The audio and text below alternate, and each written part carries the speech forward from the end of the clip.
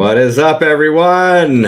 Welcome to another episode of Office Hours. Happy to be back, and maybe you can kind of tell, happy to be back in my office. Slightly different view. We've had a little construction in the house and able to kind of reorient myself here.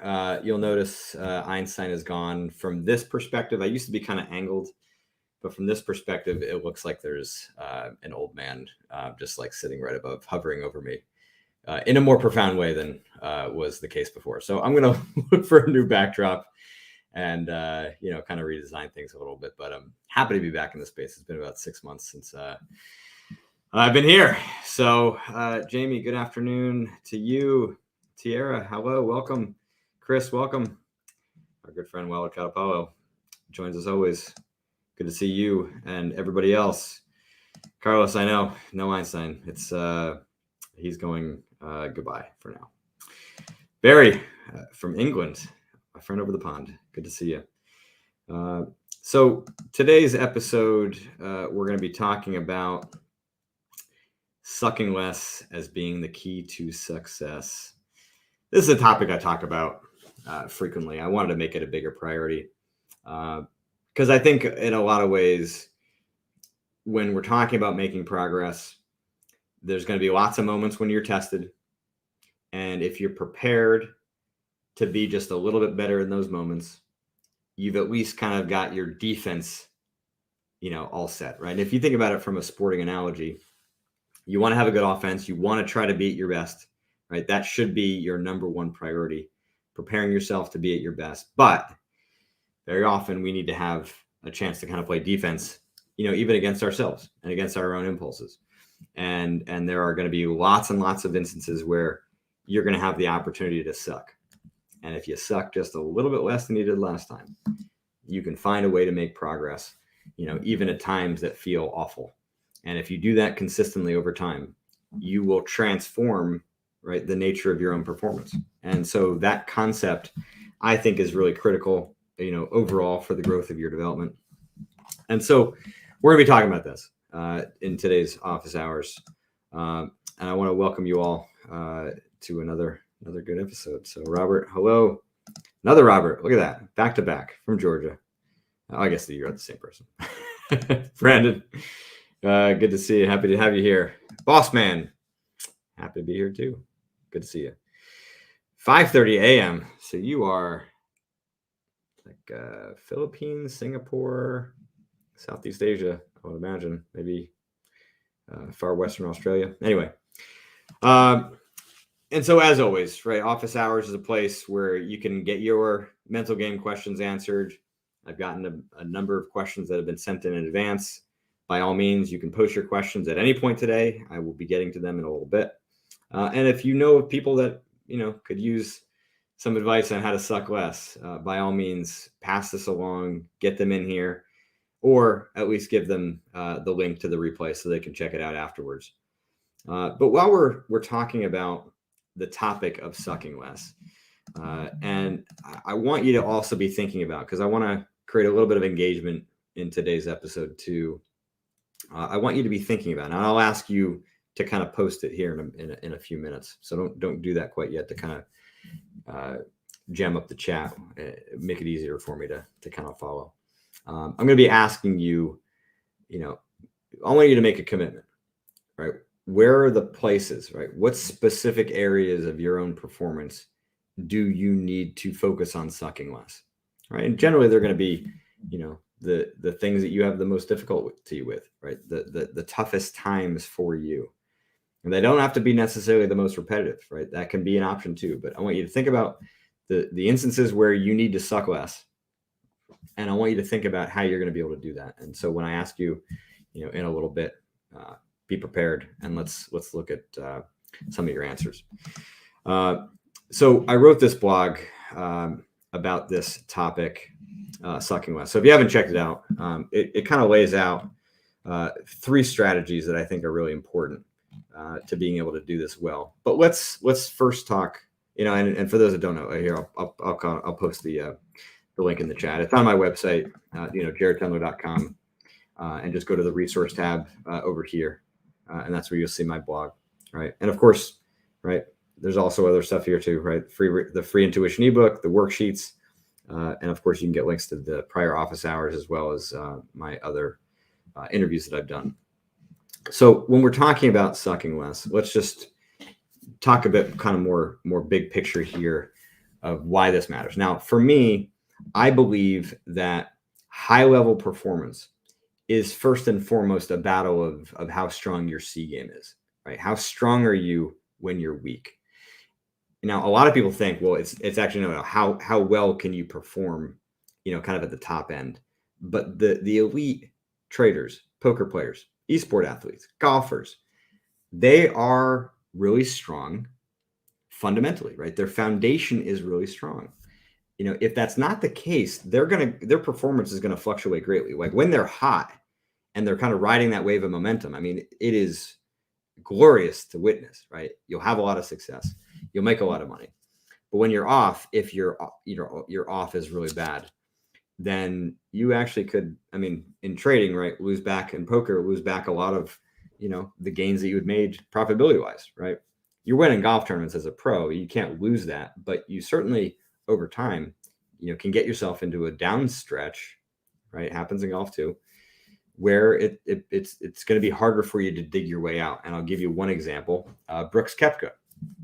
I don't know if any of you have been watching the new Netflix series, but he was featured in the second episode. And here's a guy who, had battled a bunch of injuries, decided to go to live golf, right? Effectively, in my mind, because he couldn't really hack it on the PGA Tour. This is a guy that did not care about money. He wanted to win major championships. He wanted to compete against the best and win against the best. And going to live was basically an acknowledgement, right, that he was no longer able to hack it. And now he's actually wanting to come back to the PGA Tour.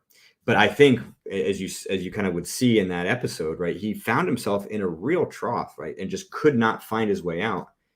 Trying to find a way to kind of get that magic back, right, find that A game again. And so often, right, that happens because the C game is so weak. So yeah, finding a way to suck less is a way of almost like buying insurance for consistency, for top end performance happening more and more frequently, right? The wider that gap between your very best and your very worst, the less consistent you will be, the harder it will be for you to be at your best more often, right? Because it takes a lot of energy to be at your best. And if you've got to climb a long way to go from your worst to your best, you're just going to burn a lot of energy. And there are going to be a lot of external variables that are going to create the variability in your performance. So finding a way to suck less is your key to success, is your key to maintaining consistency. So that's kind of the overall big picture here. Now, to my question that I posed to you before. Okay.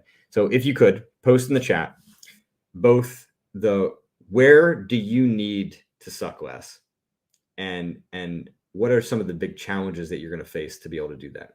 And while you all kind of post your answers, I'm going to read off some answers that had come into me before. In my newsletter, I had asked, followers to post the answers to these two questions, and in the blog, the same thing. I actually got like a really quite a lot of responses, and I think this was also a curiosity of mine, right? I did want to see kind of what was going on for you all, but my hope is also that it creates a little bit of accountability on your end, right? But the fact that you're defining and saying this is what I need to do to suck less, and this is what I'm going to be faced, then it's going to create the accountability to actually focus on it and to figure it out, right? Because if you figure it out, you really are helping yourself in quite a long way. So examples that came through, right? Quitting and tilt control in poker, procrastination and pushing my boundaries of comfort, holding on to winners, not letting unrealized P&L factor into my decision-making, playing from behind. This was somebody who was a League of Legends player, doing the task work, saying F it, in those key moments. I'll give you an example of one that I would not consider to be a great answer, was giving up my gains. You want to be realistic. If you're going to battle up against C game, it's going to come at a time when you're already emotionally compromised. You're in a difficult spot. you need to have clarity about what that looks like. Giving up my gains is kind of more of an outcome. It's not specific or detailed enough. I mean, some of the other examples that came in were like execution, cash games, removing emotion from trading, value betting on the river more. I mean, they're just too general. If you're going to do this well, you got to be specific, and you got to be specific as to what's going to make it very difficult for you to improve in those moments. Now, those two things oftentimes can be very, very similar, right? The cause of your C game and the necessity to suck less is oftentimes the thing that you're going to be most challenged by.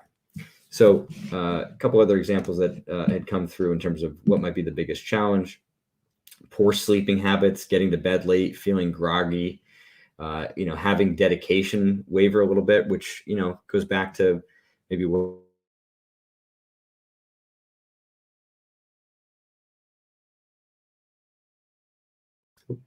there we go.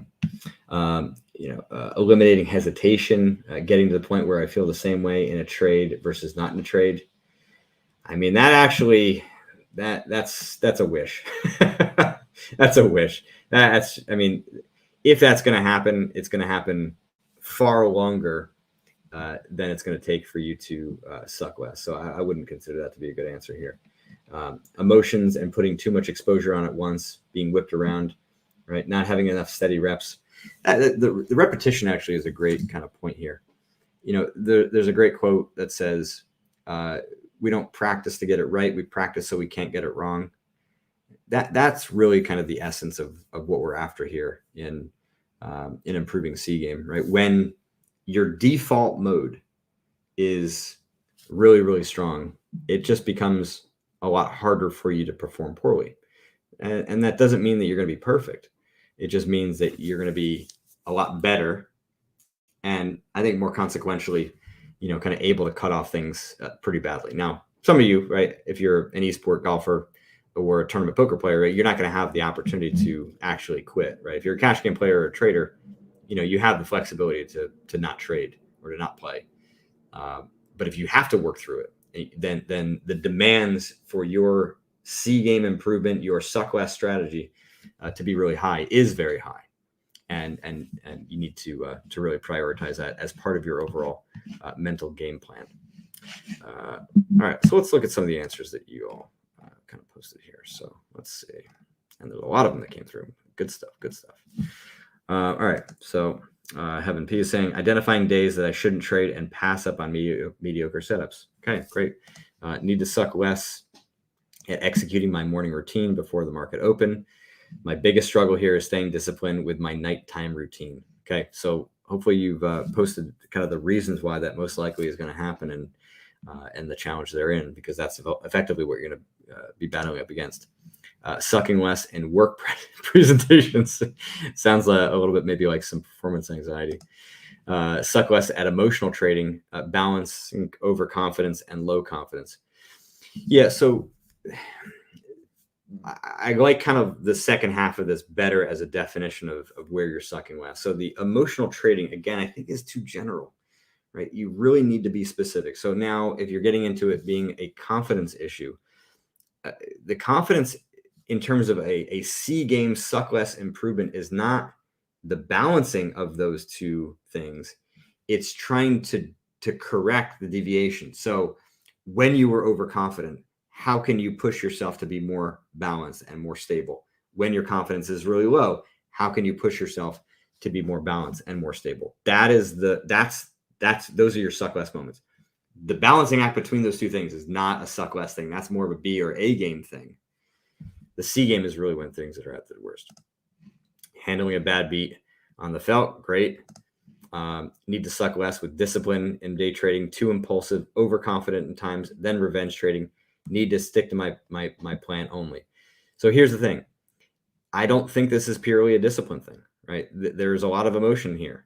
Okay. So if you're going to stick to your game plan, you need to be addressing the causes of these emotional reactions. So I would say your suck less is to be far more aware when you are being impulsive, when you are being overconfident, when you are revenge trading. Now, if the revenge trading is the after effect, then that's less of it. It's like when that impulsivity and overconfidence is rising, the awareness needs to jack up that there is danger here, and you need to do something dramatic to change that. Right? Sticking to your plan only is too wishful in that moment. Yes, it's the optimal. That's what you're aiming for. But in that moment, that's too difficult, and it's too big of a jump for you to do. Navigating the political dynamics of a corporate environment. My gosh, good. That is a world that I'm thankfully only peripherally aware of. Not my forte, but yes, I understand the necessity to navigate those landmines that are there. I need to suck less at focus.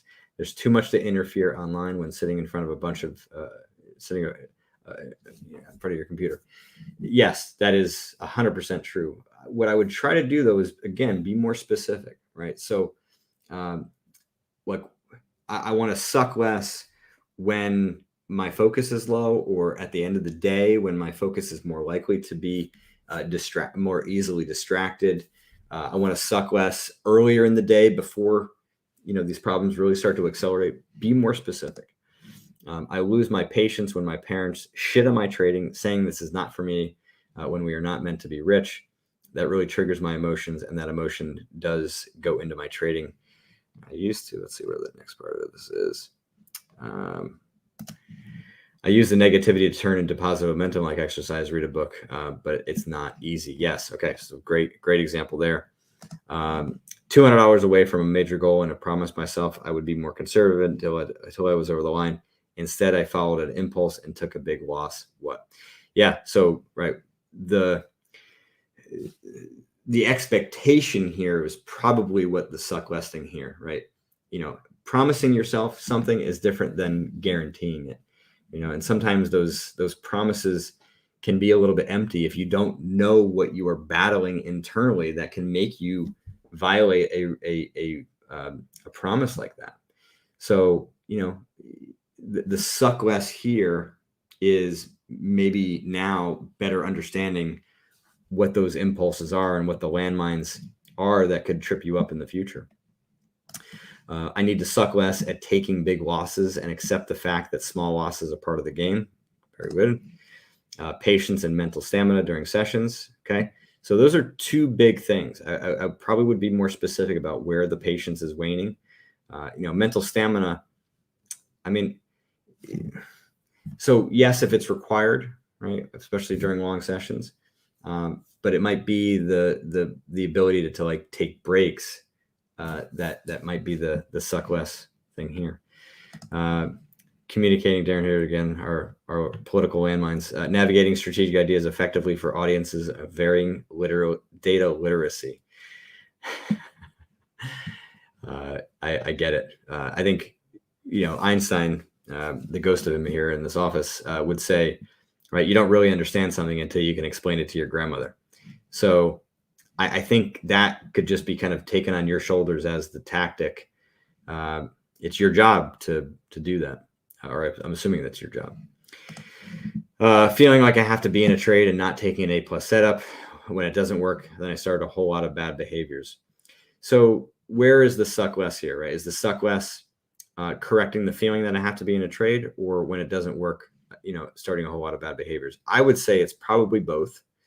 There's one kind of causes the other, but I think it's unreasonable to expect that you're going to correct that first thing right away. And you are going to be in positions when either suboptimal trades don't work, or even maybe A+ trades don't work. And then, bad behaviors continue. So I would try to define what those bad behaviors are and look at where that, kind of red line is, where you're going to kind of click in that suck less. Suck less a lot as my own boss. Yeah. So this goes back to a prior office hours where I was talking about learning how to be your own boss. I would imagine there's some stuff up there that creates a lot of self-criticism. Yeah, okay, we got there already. How can I? Okay, so there's a question coming through. Getting bored, waiting for setups. Yep. Even though I'm more patient, I still need to work more on my patience, letting go of emotions that really don't serve me effectively. I always seem to work on that. So letting go of emotions. I'm not going to be too critical here, but like a lot of the corrections that I would suggest here oftentimes are perspective shifts, right? Like letting go of emotions presumes that that is even really an option.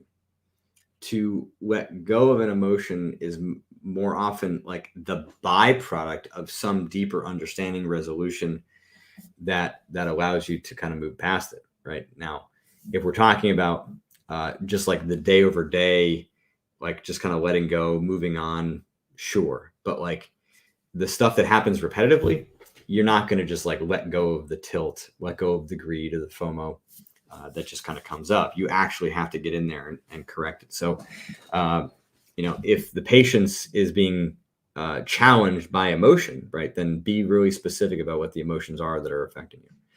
All right, a couple more here, and then we're going to get to the questions that came in advance and to get to your questions as well. Christine, waiting to enter a trade until all my setups are in place.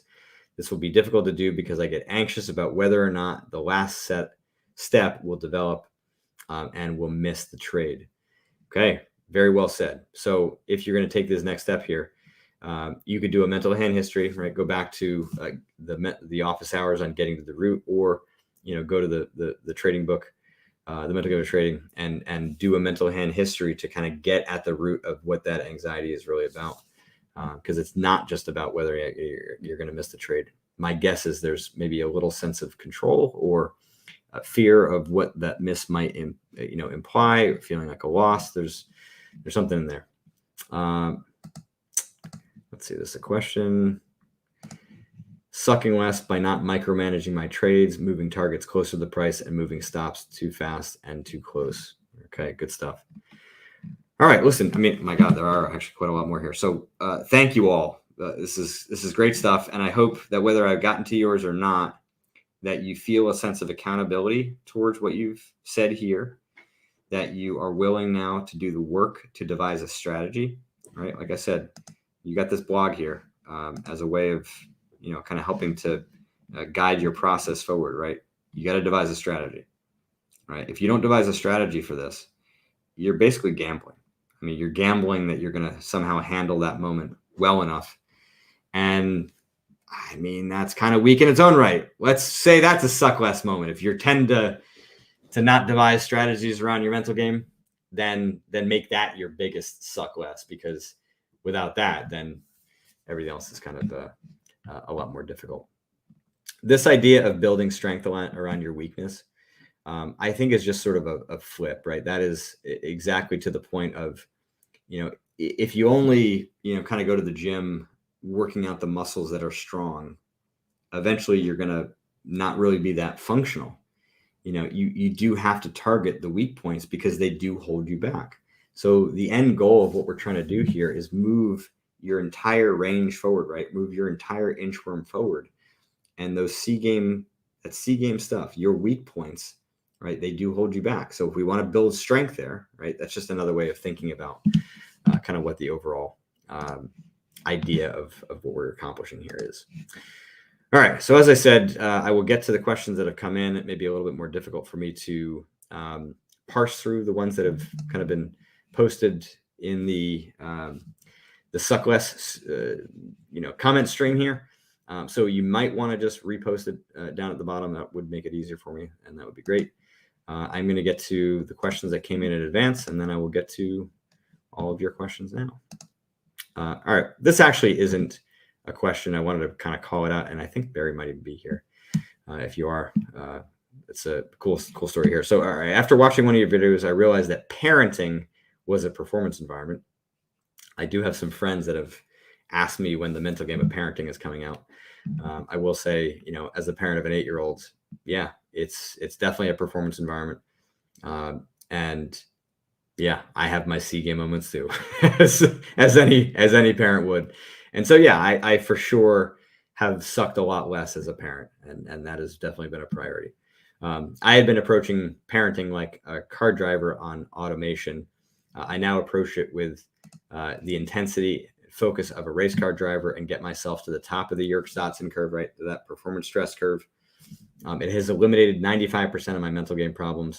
Now I use the process model every day, note down my triggers, map my emotions, and journaling really helps to keep my mind clear, to perform at my best, and keep me in the zone. My home is a much happier place, and we have more fun, and I'm way more productive. So yeah, just a kind of a cool story, and certainly a suck less example that was worth highlighting. So thanks, Barrett, for that. Is there any extra advice you can give to neurodiverse people? New term, I had not heard that before, neurodiverse. I'm all for neurodiversity. For example, how to use your books as someone with ADHD, where consistent practice is harder to manage due to the ups and downs in focus. Look, the bottom line is like, you just have to work harder. I mean, that's easy to say. I know how hard that is for you. And so the suck less concept here is great. Now, the like working harder maybe actually could be better framed as like working smarter. So I know ADHD people oftentimes have difficulty, being organized, but I would get yourself organized. I would look and to try to map out all of the instances where you tend to lose focus the most, and what are those kind of low-hanging fruit, small steps that you can be kind of slightly better at, right? I mean, my books are going to help to, deal with bigger, like kind of performance flaws and bigger emotional problems. ADHD is like, it is like having an injury, or like, not so an injury, but like a functioning body part that is different for me as a golfer, let's say, right? Having one arm that is longer than another, right? There has to be adjustments that you have to make that other people don't. And so I think, again, the adjustment here is that you've got to be even more prepared. And so while that may be difficult, if we make that the suck less, then the preparation can lead to, more moments where you can suck less in those times where your focus is going to wane. But I should have probably prefaced this by saying I'm not an expert in ADHD. So by all means, see if you can combine some of that concept with, the advice from somebody who is an expert in it, or at least somebody who you're working with, one-on-one. All right. Next question. What to do if I swallowed myth about, kind of internalized the idea of invested in myself equaled finished studies with master's thesis published as scientific book. Very well done. Then acquired globally recognized professional certificate and can't, I think I got cut out, can't find a job because I don't have suitable experience, whereas experience is far less important than qualifications confirmed by that certificate. Listen, I am not a career coach. The emotional turmoil around this is probably quite high. The idea that the external world is going to provide you everything you need, and sometimes it really is taking matters into your own hands and creating a job for yourself, creating opportunities for yourself. If the gatekeepers of the world, the people that would be hiring you are continually deterring you, and that's getting you down, I mean, there may be some like actual change of course that you have to make in terms of how you're going about either finding a job or finding employment. But if there's more kind of emotional chaos that's kind of riding in your mind that is actually getting you down and making it harder for you to make that kind of a pivot or make those kinds of decisions, then that's kind of more within my purview. And I would say that, again, you can use the mental hand history as your tool to kind of better break down what overreactions that you may be having here, or what flaws or myths that may be part of this. But I do feel like I'm grasping a little bit at straws here, because not something I talk about with a lot of people. So hopefully something I've said there is helpful. I'm reading your book, The Mental Game of Trading, for the first time, and I'm quite overwhelmed making all the maps, especially because I want to work on my main problem, fear, already. What is your recommendation on how long to work a problem before you assess improvement and before you focus on working on a different problem? And how does one handle or manage multiple problems? Look, I mean, if you're doing a map of fear, then you are working on the problem already, right? I mean, you can't solve a problem you can't see. And so if you are creating a map, of your fear, then you're working it. And so then at a certain point, right, you're ready to take that data and work it through the mental hand history and devise a deeper understanding of what's causing it and come up with a correction and have that correction be something that you can deploy on a day-to-day basis. So you are doing it. Now, how do you assess improvement? It's not necessarily a question of how long. There are stages of improvement, and I actually have an office hours, on that topic too, right? First stage is better real-time recognition. You can see problems faster and more accurately than you could before. That's a very key and critical step. If you can't achieve that, then how are you going to really work towards resolving it? The next step of whether or not that impulse to stay on the sidelines of a trade or to close a position early out of fear, whether or not you're able to remove that impulse entirely is not a metric early on that should be looked at. It's how much can you recognize it? How much can you work against that and be able to execute your strategy? That's the next layer of progress that you're making. So it really is kind of less of a time oriented decision and more of a stage oriented decision, right? How well can you recognize? How well can you kind of gain command or control in real time? And then how much are those impulses decreasing over time, right? That last stage of kind of decreased impulse, it's going to take a lot of reps to get there for the most part. Some people have kind of more of an instantaneous resolution, but that is few and far between. Next question, how to go through hard times. I mean, when you're down a bunch and have a deadline for paying the bills type situation, Igor. This is tough. I mean, how do you go through these hard times? I think it's to keep your focus really small and narrow. I've talked to marathon runners and I've run a half marathon myself. And sometimes the answer was not looking, 50 to 100 yards ahead. Sometimes your gaze just needed to be just one step in front of the other and just making sure that you're nailing that next step and you just kind of drumbeat rhythm through it. That can kind of keep you focused in the right way. But if you're down a bunch and you've got to pay the bills, man, I mean, there are sometimes are things that only money is going to solve. But now if your performance is on the line, especially if you're trading or playing poker, I mean, you are in a very tight spot and potentially gambling with the money that you have. I can't make firm determinations as to what you should do in that spot because that's a very personal one and whatnot. I don't feel comfortable making without a lot of data of what's going on. All right. So last question that came in advance, and then I will get to your questions that you're posting now. Keep doing that. I see them coming in. I will get to them in a minute. How to take more time thinking during hands.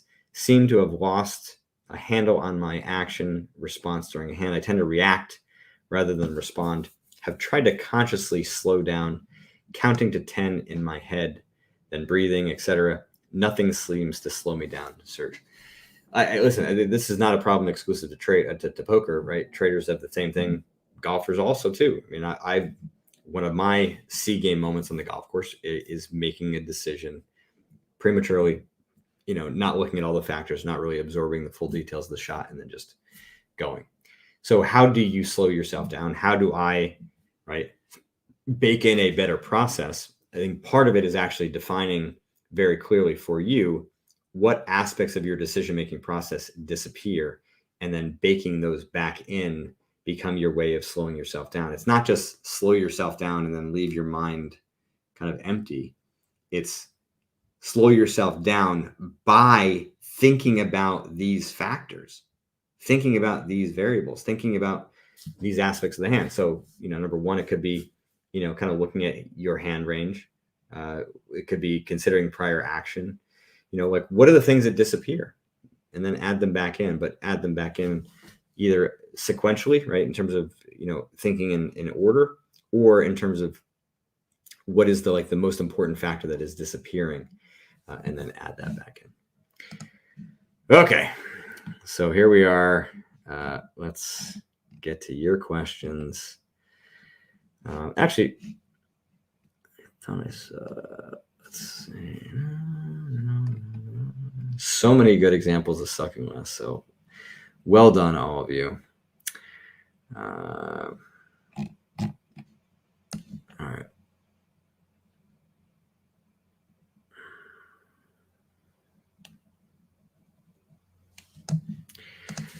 All right. First question. How can I more comfortably increase my risk per trade in trading? Mental hand history and more skin in the game. I've realized that since I've lowered my risk per trade, trading is very relaxing and fun. Okay. I mean, that's not a bad thing. So sometimes it can just be like a timing thing. You know what? If you're in the gym lifting weights that are too heavy for you, when you actually dial it back, you can build more strength, right? Sometimes we think, more is better. Now, in this case, yeah, obviously you are not making as much money, right? Your return might be the same, but obviously the actual P&L will differ. And so I get it, right? The necessity to want to scale up is there, but there's nothing wrong with like allowing trading to be fun and relaxing for a little while, right? Just create some stability, and then you might be able to kind of climb back a little higher, especially if you're dealing with like mental game injuries, right? Some things that are been more severe, and when you're under more intense pressure, you are more likely to have a setback, and that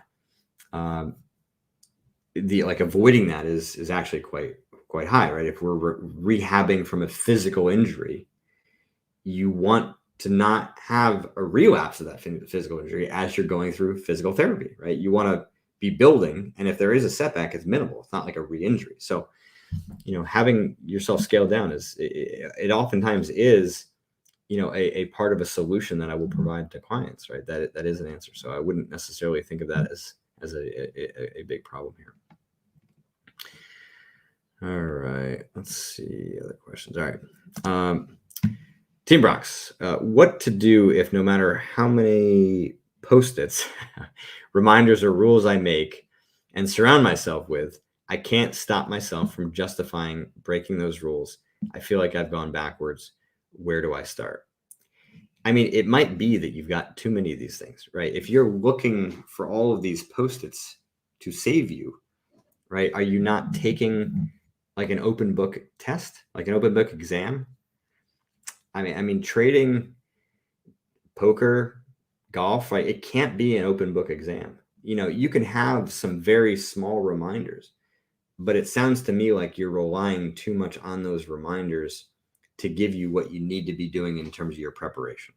And if there's too much, then it's overkill. And you've got to simplify it down to things that you know that you can improve on.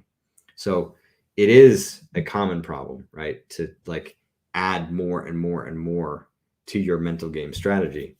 But it's a problem because more does not mean better. More just means more. And so, what are you going to do to make some progress again? It's probably to simplify it. I'm not saying get rid of all the Post-its, but I would say get rid of all of them and simplify it down to one or two that you're actually going to look at. Because what's going to happen is they just kind of blend into the background. They just become part of your screen, and you're not even really seeing them anymore. They've lost a lot of their utility when the utility needs to be, as part of your preparation. All right.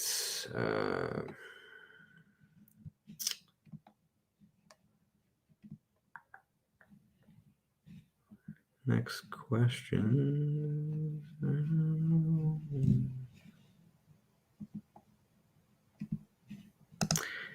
Okay, so Becky's asking best advice for impulse control, waiting until setup is optimal instead of jumping in too soon.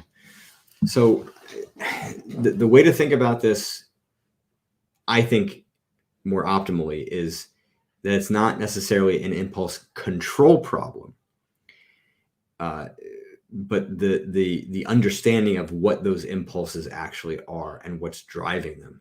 That is the key to solving this, right? Why are you jumping in too soon?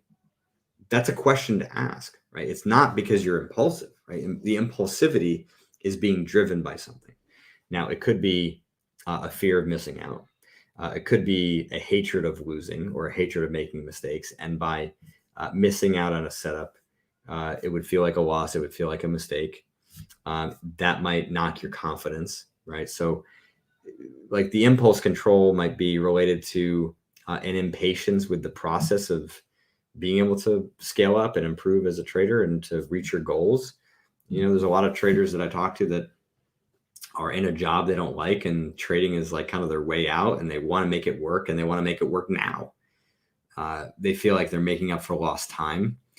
They feel like they've missed out on lots of opportunities. They've made mistakes in the past, and those past mistakes kind of pile up, and those past failures pile up, and it creates a lot of regret. And then that regret is driving the impulse to make this work now.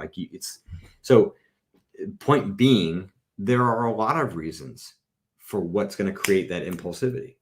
And if we just look at the impulsivity on its own and you attack it trying to control it, it's just not going to work long term. You're going to have to kind of fight to be aware of it and control it and hold yourself back and sit on your hands. And it's like at some point, that's probably going to break down.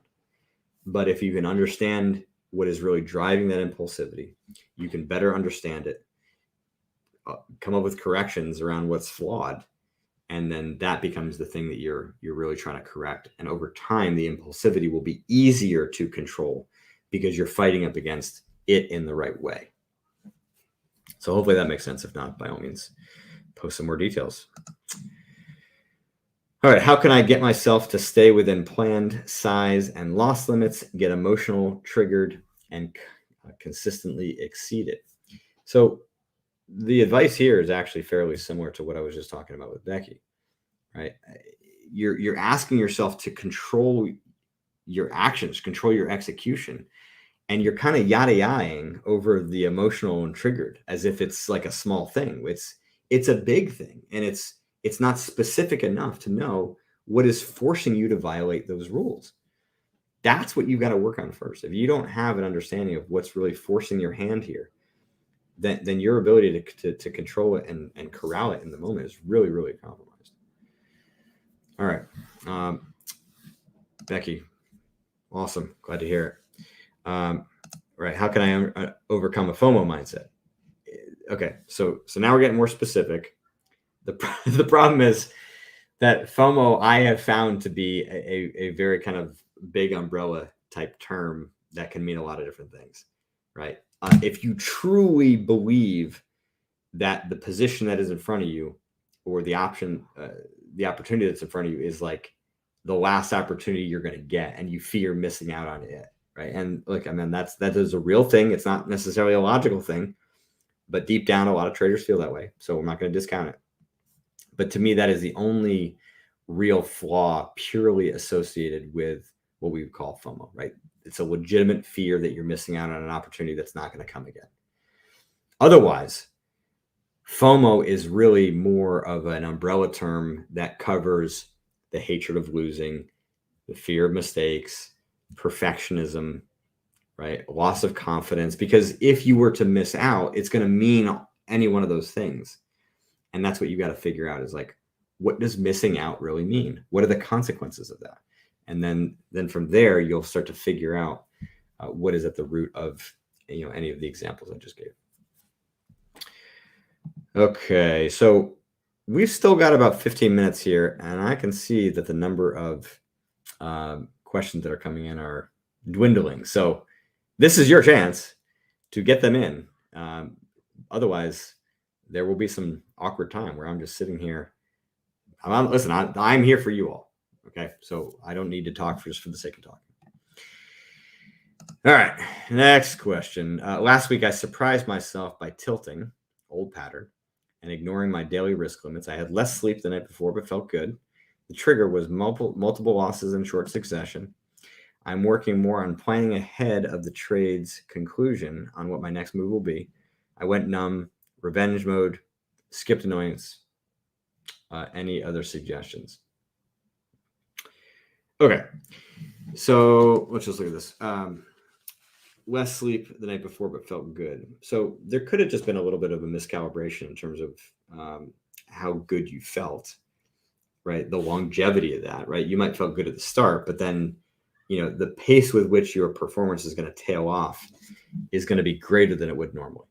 And so, right, if you take on a few losses, right, that is going to kind of have like an exponential spiral because of the fatigue factor that is real, unless you are well prepared, knowing that, okay, while I may have slept poorly, while I may be ready to deal with the fatigue, I'm ready to kind of battle up against the potential of these losses and deal with it, mainly perhaps by either quitting or taking extended breaks. So if this was a one-off, right, then it probably was more that you were not surprised by tilting, but surprised by maybe just a little bit of lack of preparation and a lack of specificity on how to deal with a situation like that. And it's not an uncommon one. I mean, it's tough to know truly what your capacity is at any given time.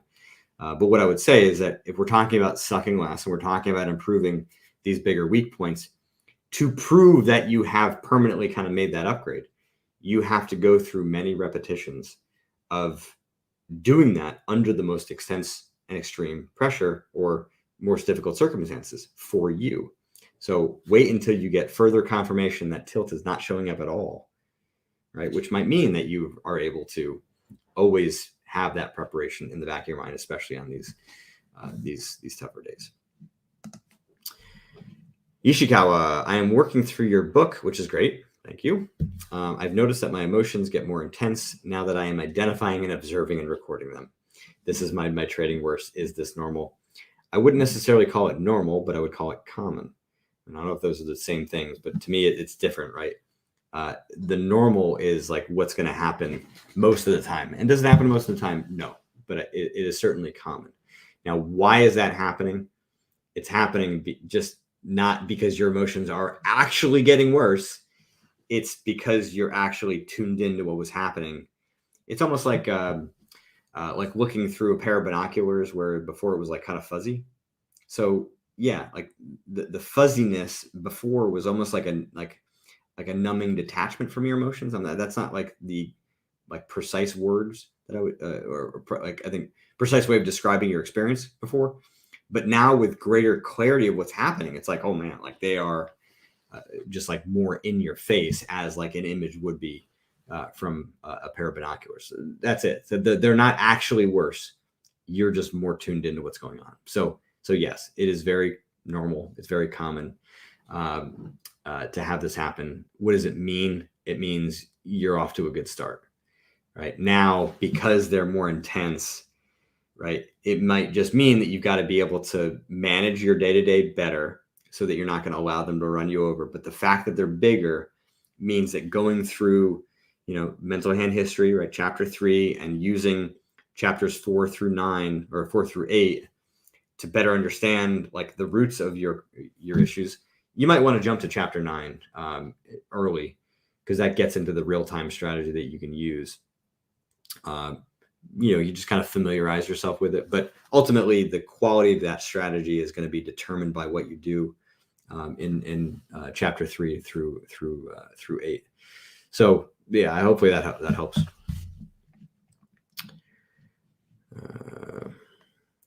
Is Romo the regret of missing out? Oh, it's Romo the regret of missing out. Yeah, that's yeah, the regret of missing out. I would probably fit under the category of like loss, like so either the hatred or the fear of loss. Looks like you got a partner in crime here, Ishikawa, happening to you too. So hopefully advice helped both of you. How not to get tilted while transitioning strategies. I logically know over time it will work out, but I feel injustice betrayed when I take small losses along the way. I'm sized down, by the way. If this was a problem before, just understand that like kind of like mental or emotional regression while you're trading, while you're transitioning strategies is oftentimes a common problem. There's a lot of kind of contextual learning that occurs with regards to mental game strategy that is kind of fused with your strategy, with the context of which you're trading, sometimes even to a platform. So when you're kind of transitioning, you kind of break some of those habits, you break some of those correlations in your mind, or to certain things. So you can have some steps back. If this is a new problem, then my suggestion here is that it's probably less tilt related and more confidence related, right? The injustice, betrayal. I mean, your first kind of part of this kind of says it all. Logically, I know over the long term it will work out, but in the short term, I'm doubting whether it will, especially when I'm taking losses along the way. And that doubt, I think, would be more appropriately classified under confidence, which could very well be appropriate because you shouldn't have confidence in a strategy that is new.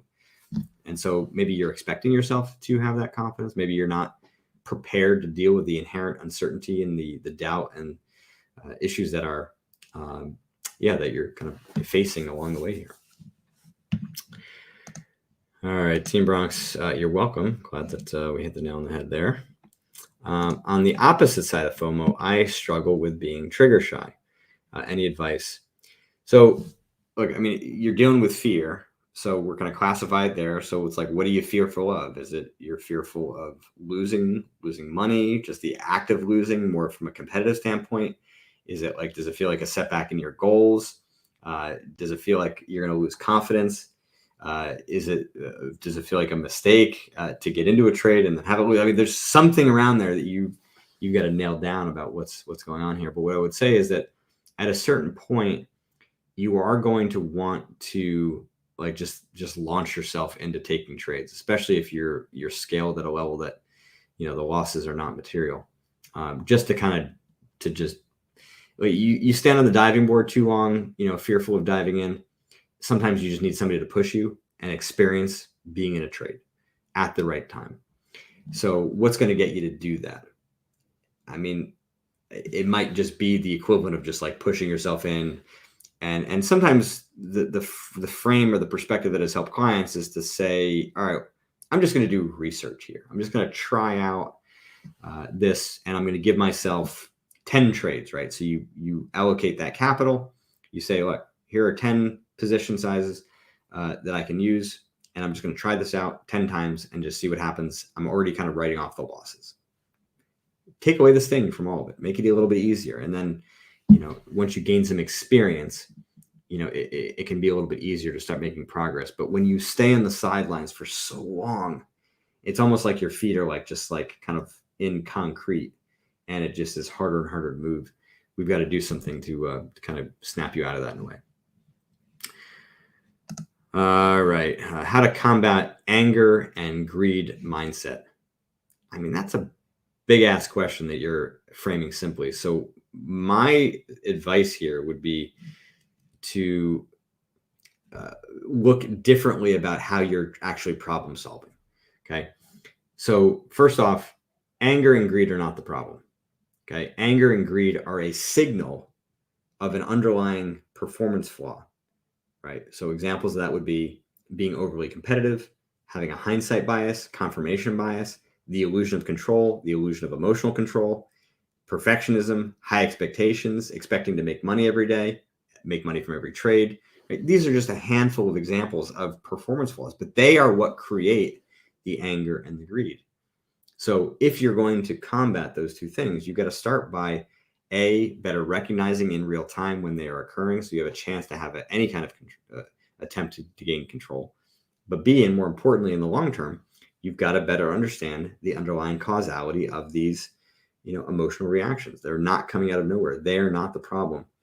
They're really more of a signal. And I would go back to the office hours I did on getting to the root of your problem. It's just a very common shift that needs to occur for a lot of people, right? Your problem solving has to change, right? From emotions being the problem to emotions being a signal of the problem. And then your job is to actually uncover what the real problem is. Is there anything we should map if we have a good trading day and didn't make any real mistakes? Heck yeah. Look, I've got on my website, right, an example of a zone profile right down here in the bottom left. So yeah, do a zone profile or do an A to C game analysis right over here in this kind of middle column, right? This is all on the worksheet tabs, right? Under resources, right? These are all free. You just got to, click on it, give me your email address, and you will get the document, right? And when you get when I get my email address, you're going to be signed up to my newsletter, and you're going to get, advance notice of my blogs and my monthly updates. I do not spam. Those of you who've been on my newsletter for a while know that. I really can't think of the last time that I've done any kind of shilling. Right? There's promotions around my books. My trading psychology masterclass. Right, this guy here. But for the most part, I'm not out there to kind of spam you with a bunch of useless stuff. Right, the newsletter is all about providing you with high quality content, and my open rate really suggests that I'm doing a good job of that. I think it's wild to me how many of you open up that monthly newsletter and get a lot of value out of it. So it's awesome, and I love to see it. And so yeah, I would suggest doing a zone profile, making sure your A to C game analysis is really tight, and working it from there. Yeah, because there is a lot you can learn from those good trading days. There's patterning. A, you can get more details. B, and you can understand the factors that actually produce that. All that can help to make it more reliable, because the zone of your A game is as predictable as your C game, right? They often don't feel that way, but they certainly are. All right. We're in the lightning round here, folks. And I got, oh my God, how the heck did all these questions come in? You guys did a banger job. My gosh. Okay. I was kind of moseying along, and you just dropped in a ton. So, all right, we're going to go lightning round. So conclusion is you need to have a strong backup data for any ticker. Oh, okay, that's all right. Let's say you have 5 minutes before you have to perform and you're just not feeling it. You've got your usual energy intensity. You want it, but you can't seem to attain it for some reason. What's your last ditch attempt to fire you up? I think it shouldn't be your last ditch attempt. You need to be reviewing your goals and the whys behind your goals regularly. That shouldn't be a thing that you're doing at the end, but my guess is for you, that's probably something that could help. All right. Next question. Could you elaborate on how to work on resolving the true underlying emotional issues behind destructive behaviors? For example, disliking a job you're looking at trading as an escape. Okay. So mental hand history, right, is the tool. So what you're doing is you're describing the problem in very great detail. You're describing why it makes sense that problem exists, and you're describing what the flaws are. So a very, very common flaw that exists for people that are looking at trading as an escape from their job is that they're overestimating what this new world is going to be like. You've heard the term or the phrase, you can't take the kid out of, you can take the kid out of the city, but you can't take the city out of the kid, which means that you're going to bring issues with you from your current work environment into trading. It's not going to happen right away. You'll have a honeymoon period. But if you think that trading is really an escape from all the things that are wrong with your job, your current work situation, you are grossly mistaken. Now, yes, by all means, there will be a lot of things that change, and situationally things will be a lot better for you, I would imagine. But the internal flaws that you have right now, you have a C game at work. It will show up in trading. You will have a trading C game. So one switch you can make is to use your current work environment as a chance to work on your flaws, work on your weaknesses, find a way to suck less. And that will be your way of making more use out of it. And that will help you to work more pragmatically in trading. All right, I think we got time for one or two more questions. How do I get less emotionally attached to hands? I feel like a lot of emotional pain when I make a mistake in a hand. After a couple of these hands, I feel my brain function deteriorating. Okay, so how do I get less emotionally attached to hands? You actually said it in the second part of your question, right? How do I get better at dealing with mistakes is the better question. Okay, and so what we want to do is look more closely at what the flaws are that is forcing you to misperceive a mistake. So number one, you might be expecting perfection. You might be expecting yourself not to make certain mistakes. Now, if you're expecting yourself not to make obvious mistakes, big obvious mistakes, now that's reasonable. But then the mistake that you're making in the hand is not the problem. The mistake is the emotion that is forcing you to make that mistake. For example, you might be already tilted. You might be already a bit fearful. You might be tired. You might be distracted. You might be bored. Point is, like, that's the problem you have to solve. And so if you're overly attached to hands, it's probably because you're making mistakes that you think you shouldn't be making. And you got to figure out either why you're making them or why you're flawed and expecting that to be the case. Oh my gosh, I'm sorry to be ending. You guys just flooded. 15 minutes ago, I said there was going to be a big kind of chasm here, potentially crickets, and here you guys spam me. So look, thank you all. Another great episode here. I wish you all well, and hold yourself accountable to your own suck less ideas here. I do not want to see any of you come back, in a month saying I did nothing. Okay, so be ready for it. Next office hours, I think exactly a month, a couple hours shy of that, is next office hours, and the topic is going to be on training focus. And the idea here is going to be actually the opposite of what we're doing today, right? I want you, look, so often my work, people come to me looking for solutions to their problems when sometimes the solution is actually aspiring to something bigger and greater. And so that's what's going to be the focus next time. We're going to kind of flip this month on its head and say, all right, how can we prepare ourselves to be great? How can we prepare ourselves to train ourselves to perform at higher levels? And, look, training focus means that you're actually kind of training to be in the zone more often. So it will all be kind of part and parcel of that. So, all right, that is it for today's office hours. I wish you all very well, and we'll see you next time.